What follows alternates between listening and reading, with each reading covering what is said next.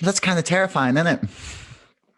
It's just sort of surreal because it's this bizarre space where people can't seem to ascribe things, relate things that happen in the offline world with things that happen in the online world. For example, we wouldn't sit here at all and debate if a leaflet put through a letterbox should still have an imprint on it.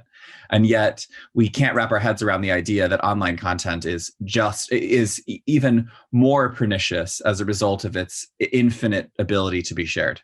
So it's just bizarre. And it's unfortunate, but the attempted coup in the US seems to be the first time that legislators are clocking the implications of this stuff, despite the warnings from organizations like us, people like you, for half a decade, and it's likely because it was the first time that they saw in a democratic Western context their own lives at risk as a result of this. Yeah, I guess it was the first time that they kind of saw like a real world impact from just discussions happening online. I mean, like the people have pointed to the Black Lives Matter protests as well in America that kind of went a bit violent, and then. But that didn't like directly affect the government or white people. It's just like it wasn't like quite literally banging on their front door. Yeah, and that's wrapped up in like issues with white privilege and the ruling class having no real connection oftentimes to actual people. It's interesting you bring up BLM because it was after Kenosha when several people were murdered and the armed militias had organized on Facebook that Mark Zuckerberg called it a quote operational mistake. Well, I mean, is some sort of admission of guilt maybe like a move forward?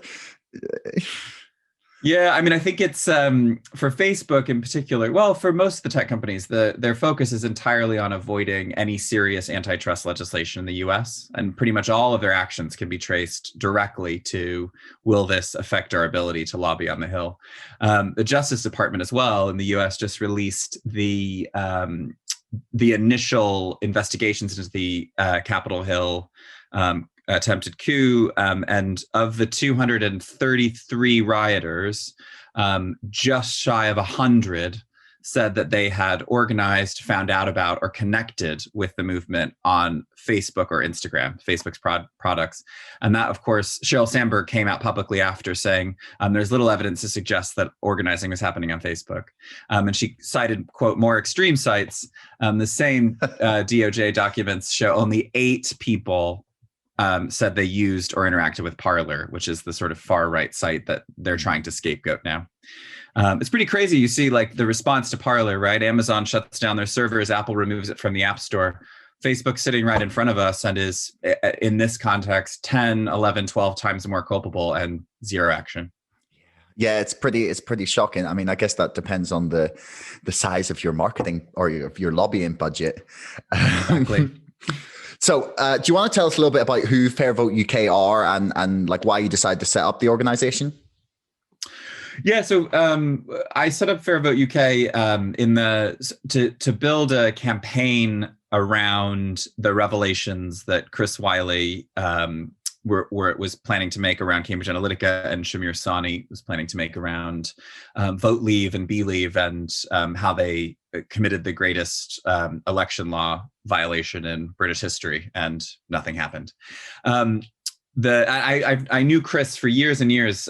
We had worked together in a political party in the UK in 2012, 2013. We'd sort of lost touch. He moved back to Canada for a while. I was working on different projects. And then he sort of approached me at a house party of a mutual friend and said, we need to talk. And we went upstairs and he just sort of told me everything. Okay, that must have been pretty heavy, man. This is serious. Yeah. Particularly around Cambridge Analytica, the amount of data that they had taken without people's consent on Facebook with Facebook's knowledge and permission, really. largely with their knowledge and I mean tacitly, but with their permission. I mean, something that shocked me when I was doing a lot of research for that part of my book, when I was talking about like Aggregate IQ and Cambridge Analytica's sort of data violations and well, theft really. There was the amount of times that like Facebook just sort of emailed them and were like, "Can you check this?" And all they had to do was reply and be like, "Yeah, it's sorted." Yeah.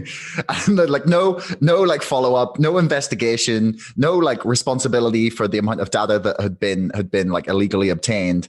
They just were, you know, they paid for enough ads probably, and they were just like, well, we've got the money now, it doesn't matter.